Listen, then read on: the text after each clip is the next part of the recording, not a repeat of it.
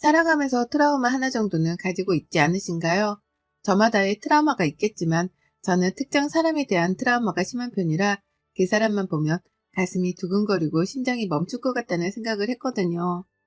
이 상처를 꺼내기까지 참 힘들었지만 누군가에게도 말하지 못한 제 상처를 한번 오늘 꺼내보려 합니다. 저는 부산 동래구에 거주하는 평범한 여성입니다. 그냥 친구들하고 노는 거 좋아하고 맛있는 음식 좋아하고 누구 챙겨주는 게 너무 좋아 사회복지 쪽 관련된 곳에서 근무 중인데요. 제 이런 직업이 저는 참 좋다고 생각했습니다. 다들 주변에서 저에게 너는 사람 잘 챙겨서 결혼하면 시댁사랑 듬뿍 받겠다. 나도 너 같은 성격이었으면 좋겠어. 이런 이야기를 많이 들어 제 결혼 생활은 아주 평범할 줄 알았습니다. 제가 구청에서 근무할 때 같이 근무했던 분이 지금의 저희 남편입니다. 남편은 구급 공무원이었고 저는 사회복지 쪽에서 일했던지라 어떻게 회식 자리에서 동선이 겹쳐 이야기하고 서로 잘 맞아서 무난하게 연애하고 결혼한 케이스입니다. 시댁도 저희 집도 그냥 서로 다 무난한 집안이라 결혼 준비하는 내내 또 결혼해서도 무난하게 살아왔다고 생각했는데요. 그러다 남편 동생 시누이가 남편 따라 출장을 갔다가 코로나 때문에 한국으로 들어오고 나서부터 저희 결혼 생활이 많이 달라졌습니다. 저희는 아직 아이가 없었고 시누네는 아이가 둘이 있어서 저는 아기를 참 좋아해 정말 많이 챙겨주곤 했었어요. 여행 갔다 오면 시부모님 선물뿐 아니라 시누네 가족들 것도 사오고 때 되면 조카들 선물에 지나가다가도 조카들 생각나 간식 등도 사주고 했었거든요. 그렇게 저의 결혼 생활은 누가 봐도 부러워할 정도로 사이가 좋았습니다. 근데 호의가 계속되면 권리인 줄 안다는 말 혹시 들어본 적 있으신가요? 저는 마음을 다해 다 해주었던 마음들이 그 사람에게는 제가 만만하게 보였나 봅니다. 저희 시누이가 딱 그랬습니다. 한 번은 제가 여행을 가던 날 저보고 사가지고 올 리스트를 쫙 보내더군요. 그래서 제가 조금은 서운한 마음에 아가씨 이게 뭐예요? 아, 언니 가면 맨날 선물 사오는데 쓸데없는 거 사오는 것보다 필요한 거 사주면 좋잖아요. 그래서 보내봤어요. 라고 말하지를 않나. 조카가 둘 있는데 제가 좀 일찍 끝나 집에 가는 거 어떻게 알았는지. 언니, 내가 잠깐 약속 있어서 나왔는데 우리 애들 픽업 좀 부탁해요. 이런 일들이 일주일에도 몇 번씩 되기도 하고 오히려 저에게 어떤 음식과 간식이 먹고 싶다. 좀 사다 주면 안 되겠냐면서 연락을 자주 하더라고요. 처음에는 아이들이 있어 나가기가 어려워서 그런가 싶어서 저도 부탁을 많이 들어주곤 했는데 그게 한두 번이 아니라 정말 세 번, 네 번 이렇게 되더라고요. 저도 직장인이고 잘 버는 것도 아닌데 그렇게 사다 주면 고맙다고 말하며 또 다음에 다시 부탁한다는 이야기를 해요. 한 번은 남편에게 아가씨가 너무 자기 일을 나한테 시키는 것 같다니 남편은 해주지 말라고 그러면 되지 않겠냐 하며 말더군요. 남편과 동생 사이는 서로 좋지는 않아요. 좋지 않다기보다는 무슨 일이 있지 않은 이상 연락을 하고 지내는 남매 사이는 아니어서 그런지 남편은 아가씨가 그러는 모습에 별로 관여하고 싶지 않고 연락 와도 받지 말라는 말만 하더라고요. 그 뒤로는 저도 시누이한테 연락을 안 하고 와도 드문드문했습니다. 그랬더니 시부모님에게 저에게 서운하다면서 자기가 뭘 잘못했다고 자기를 피하는 것 같다고 이야기를 했는지 시어머니가 저에게 전화를 해왔습니다. 예, 우리 딸이 너한테 좀 서운하다는데 너 연락을 안 받니? 걔가 조금 외국에 살다 와서 철없게 군 것 같은데 네가 새언니로서 이해 좀 해주지 그랬니? 네, 나는 말밖에 할 수 없었습니다. 그 뒤로도 계속되는 부탁들에 저는 너무 지쳐만 갔는데요. 어느 날은 저에게 친구 결혼식에 가야 하는데 옷을 골라달라고 해 함께 백화점으로 갔습니다. 막 신우가 옷을 고르는데 딱 봐도 그 브랜드가 굉장히 비싸 보였어요. 누구나 아는 브랜드였고요. 그래서 속으로 이 브랜드 비싼데? 라고 생각하고 있었는데 몇 벌 입어보더니 마음에 든다고 점원에게 이 옷을 달라고 하더라고요. 앉아서 기다리고 있는데 자기 화장실 좀 갔다 온다고 가더라고요. 근데 10분을 기다려도 한참을 안 오는 거예요. 전화했더니 자기가 배탈이 나서 먼저 옷을 결제해달라고 하더라고요. 돈을 붙여준다고요. 그래서 알겠다고 하고 옷을 결제하고 나와 밥도 먹고 집으로 들어갔습니다. 근데 일주일이 지나도록 옷에 대한 비용을 주지를 않는 거예요. 신우에게 전화를 걸어 아가씨, 그때 아가씨 옷 결제한 거 아직 돈이 안 들어와서요. 계좌번호 보내드릴까요? 라고 하니, 아, 그거요? 언니, 나 그거 반품할 거니까 그때 카드 취소하면 되죠? 예? 반품이요? 입은 거 아니에요?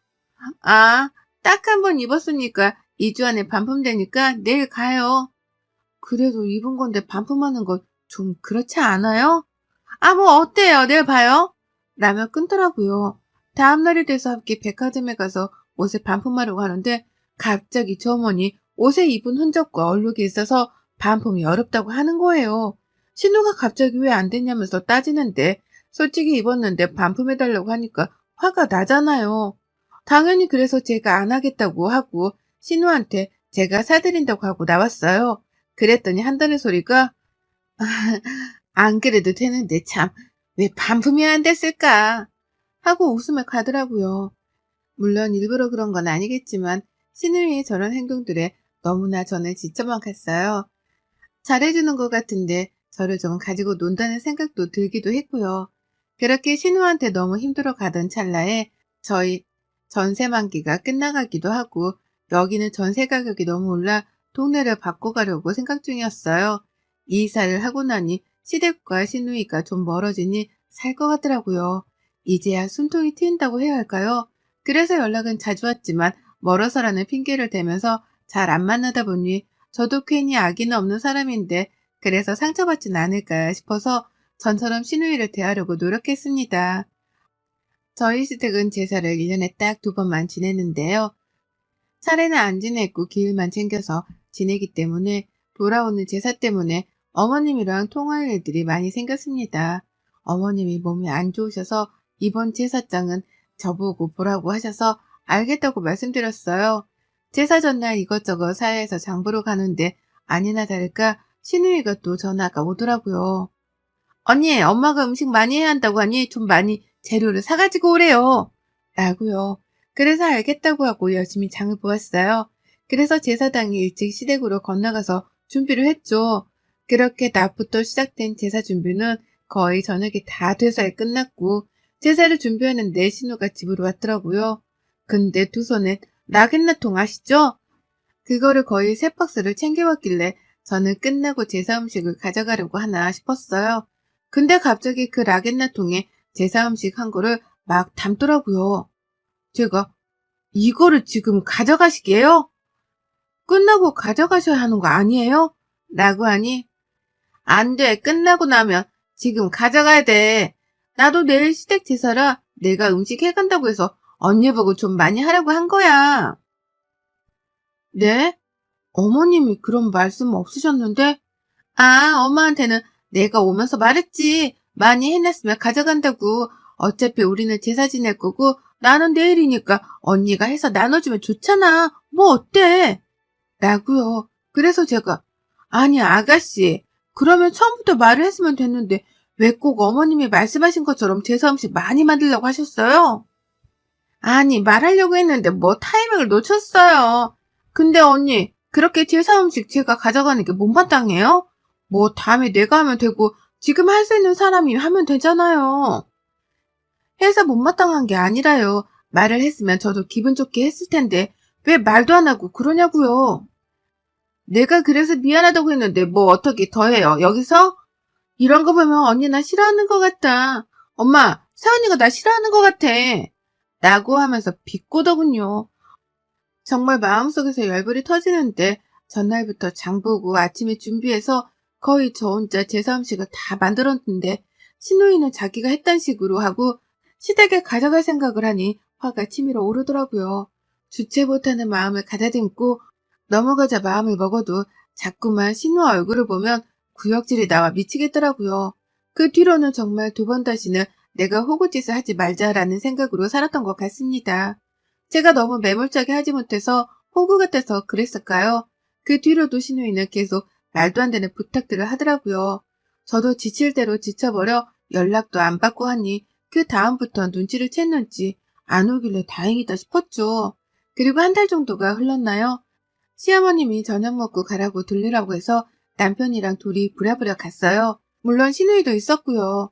저에게 왜 이렇게 바쁘냐면서 연락도 잘 안 되고 하길래 남편이 요새 둘 다 회사 바빠서 너 부탁 들어줄 시간 없어. 딱 자르더라고요. 신우이는 민망했는지 웃으며 말길래 다행이다 싶었습니다.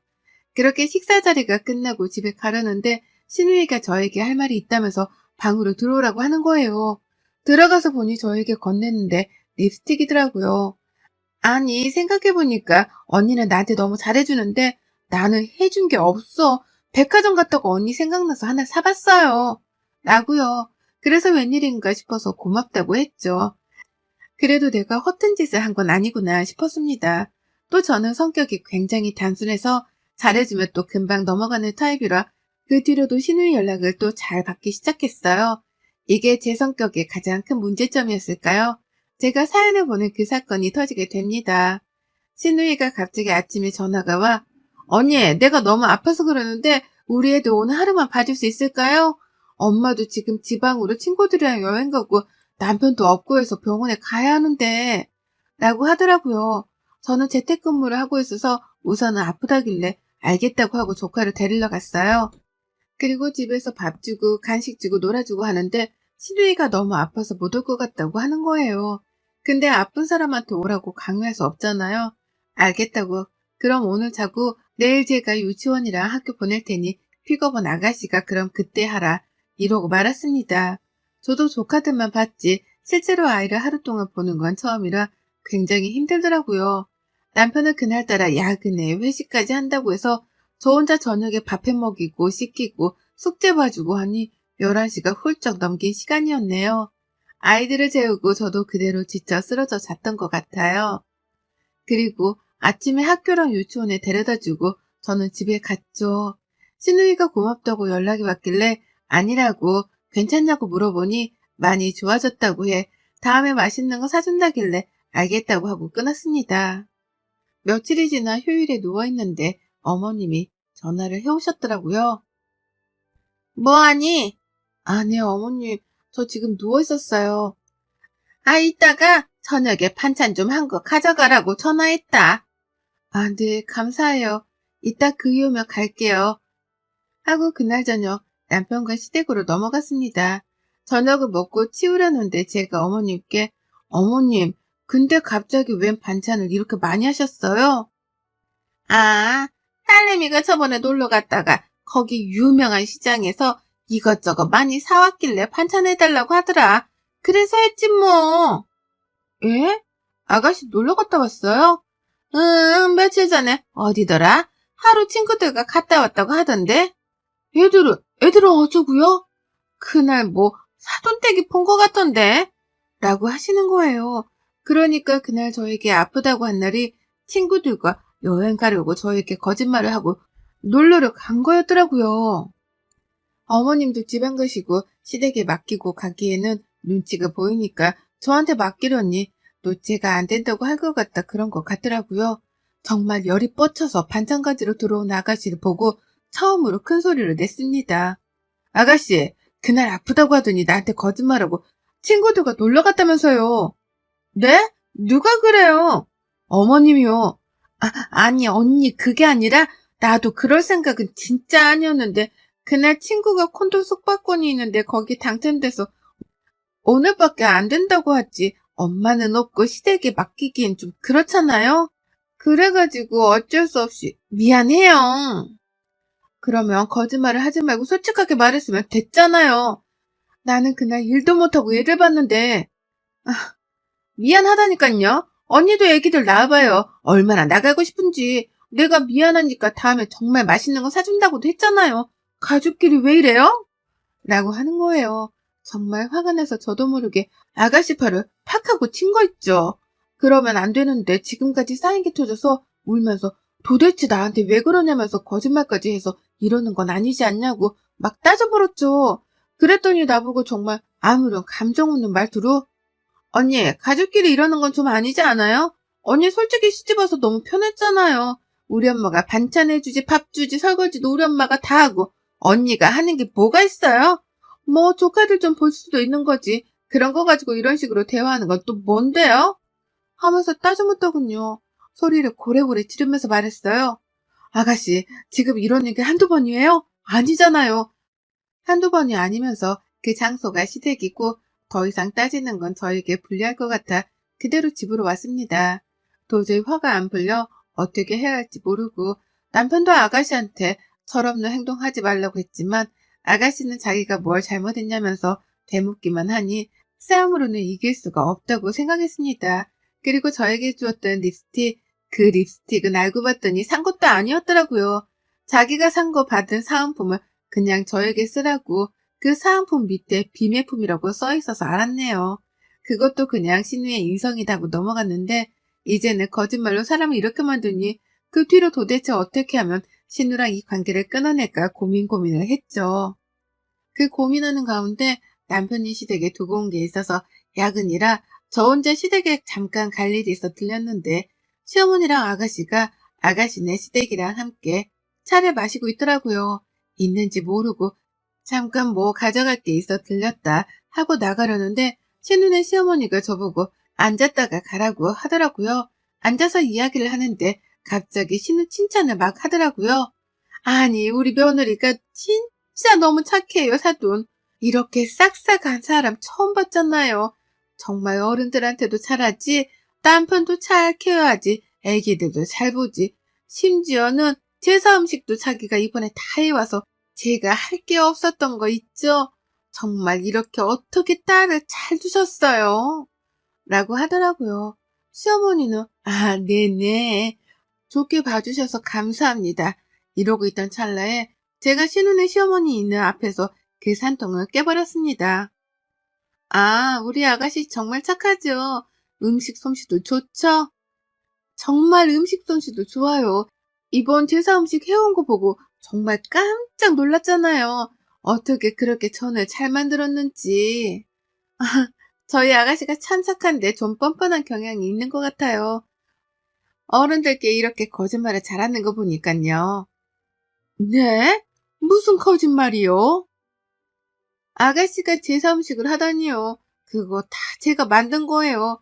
아가씨는 라겐나통에 고이 담아간 거밖에 없어요. 아가씨가 제가 만들었다고 말 안 했나 봐요?